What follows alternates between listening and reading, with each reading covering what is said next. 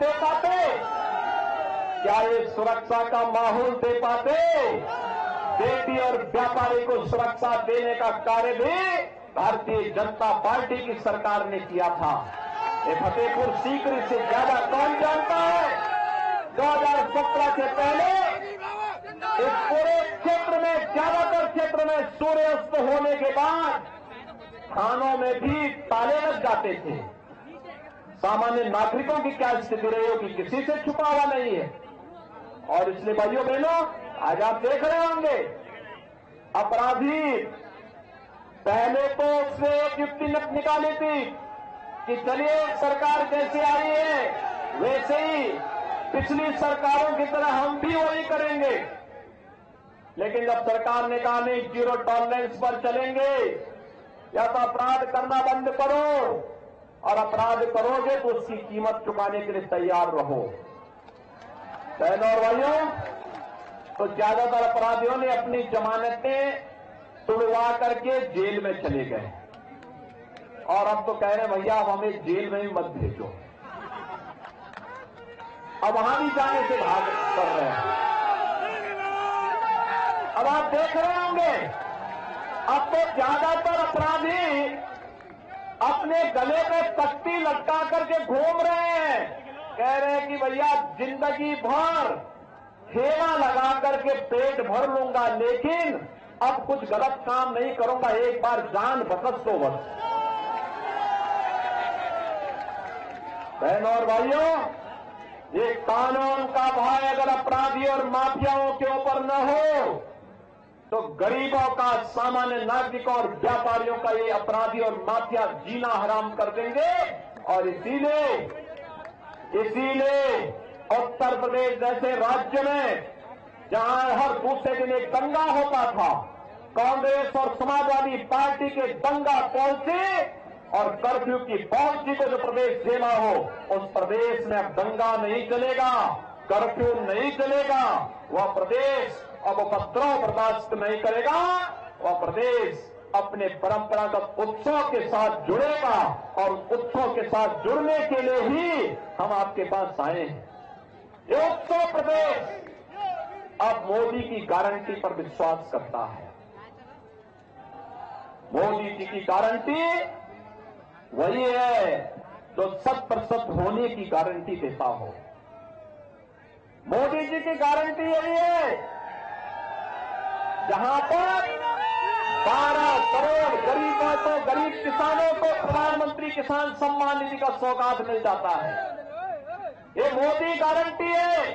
4 करोड़ गरीबों के सिर को ढकने के लिए आवास मिलता है। 12 करोड़ परिवारों यानी 60 करोड़ लोगों को देश के अंदर 5 लाख रुपए की स्वास्थ्य बीमा का कवर मिलता है। 12 करोड़ परिवारों के घर में एक शौचालय बन जाता है। बहनों और भाइयों, 80 करोड़ गरीबों को देश के अंदर फ्री में राशन की सुविधा का लाभ मिलता है। यही है मोदी की गारंटी, 100% होने की गारंटी, जो नारी गरिमा का भी सम्मान करती है, देश की सुरक्षा और संप्रभुता का भी ध्यान रखती है, और अयोध्या में राम मंदिर के निर्माण के लिए भी पूरी प्रतिबद्धता के साथ कार्य करती है। और इसीलिए हम सब आपके पास आए हैं। अब मोदी जी ने अमृत काल में भारत को एक नया संकल्पना दी है, और वह है विकसित भारत की। बहनों और भाइयों, विकसित भारत बनेगा तब जब उत्तर प्रदेश विकसित होगा, और उत्तर प्रदेश तब विकसित होगा जब आगरा और फतेहपुर सीकरी भी विकसित होगा। और आगरा और फतेहपुर सीकरी तब विकसित होगा जब यहां पर कमल चुनाव चिन्ह से प्रत्याशी विजयी बनकर के देश की संसद में जाएंगे। राजकुमार चाहर को भारतीय जनता पार्टी ने अपना प्रत्याशी बनाया है। भारतीय जनता पार्टी के अलावा राष्ट्रीय लोकदल, निषाद राज पार्टी, अपना दल और सुहेलदेव राजभर पार्टी ने भी उन्हें अपना समर्थन दिया है। आज मैं आपके पास आया हूं आपका आह्वान करने के लिए कि बहनों और भाइयों, राजकुमार चाहर अन्नदाता किसानों की समस्या को लेकर के पूरे देश के अंदर अन्नदाता किसानों के लिए कार्य कर रहे हैं और उन्होंने अपना पूरा जीवन अन्नदाता किसानों के लिए समर्पित किया है। मैं देखता हूं महाराष्ट्र के अंदर है, कर्नाटक के अंदर है, मध्य प्रदेश, छत्तीसगढ़, राजस्थान, बिहार, वेस्ट बंगाल, उड़ीसा, असम, तेलंगाना, इन सभी राज्यों में जाकर के अन्नदाता किसानों की समस्या को लेकर के देश के अंदर राष्ट्रीय नेतृत्व के सामने रखना और फिर उन समस्याओं का समाधान का रास्ता निकलना, जहां से प्रधानमंत्री कृषि सिंचाई योजना भी निकलती है और जहां से प्रधानमंत्री किसान सम्मान निधि की सौगात भी हमारे अन्नदाता किसानों को प्राप्त हुई है। और इसलिए बहनों भाइयों, आज के दिन पर ये आपका सौभाग्य है, राजकुमार चाहर जैसा जुझारू कार्यकर्ता आपके बीच में सांसद पद का प्रत्याशी बनकर के आया है। उनको प्रत्याशी पार्टी ने बनाया है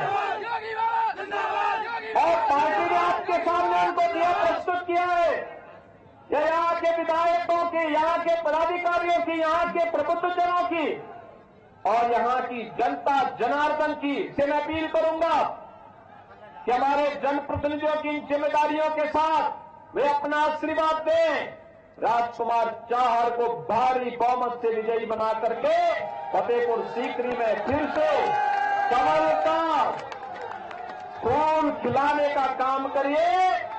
और मैं आपको आश्वस्त करता हूं, विकास के पैमाने पर जिन मुद्दों को यहां पर राजकुमार चाहर ने आपके सामने रखा है, हर घर नल योजना यहां दी जा चुकी है। सड़क के लिए जो भी प्रस्ताव जहां से आया था, सारे प्रस्ताव यहां के स्वीकृत हुए हैं और विकास के लिए कहीं भी आपको इधर उधर ताक झांक नहीं करना पड़ेगा, बल्कि सीधे सीधे विकास का कार्य इस क्षेत्र में आएगा, क्योंकि इस क्षेत्र का संबंध तो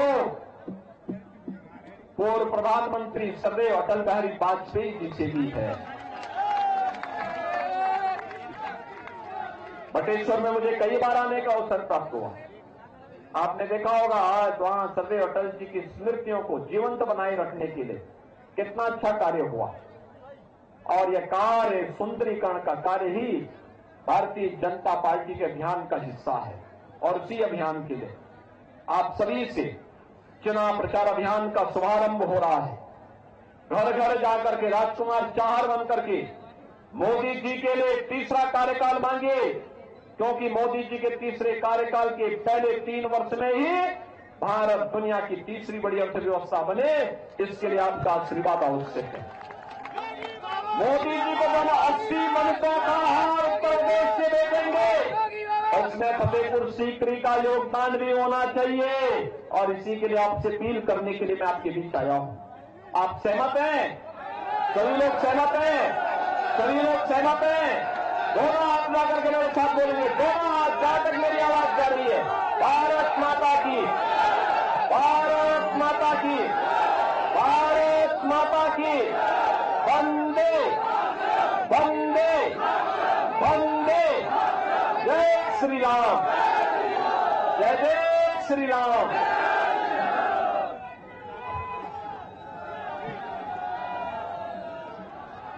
तो आगरा के शमशाबाद स्थित एपी इंटर कॉलेज में हुंकार भरते हुए मुख्यमंत्री योगी आदित्यनाथ मंच की तस्वीर। तो अपने दोनों प्रत्याशियों के हित में चुनाव प्रचार मुख्यमंत्री